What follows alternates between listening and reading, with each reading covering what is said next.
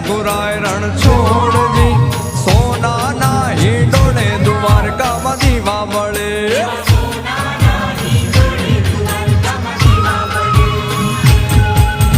મથુરામાં વાગી મોરલી ગોકુળમાં કેમ રેવાય રઘુરાય રણ છોડજી સોના ના હિંડોળે દ્વારકામાં દીવા મળે